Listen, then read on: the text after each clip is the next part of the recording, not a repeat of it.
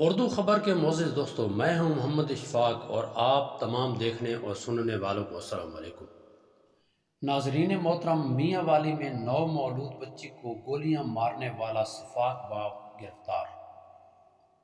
میاں والی پولیس نے کارروائی کرتے ہوئے نو مولود بچی کو فائرنگ سے قتل کرنے والا سفاک باپ پکھر سے گرفتار کر لیا۔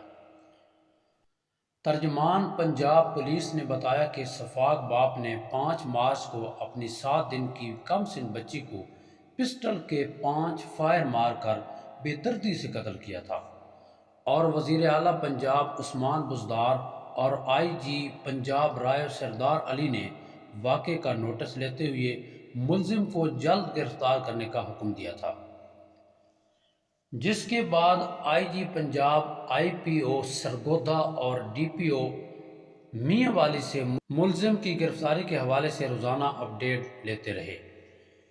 ڈی پی او میاں والی اسماعیل الرحمان نے بتایا کہ واقعے کا مقدمہ درج کرنے کے بعد سفاک ملزم کی فوری گرفتاری کے لیے 3 ٹیمیں تشکیل دی گئیں۔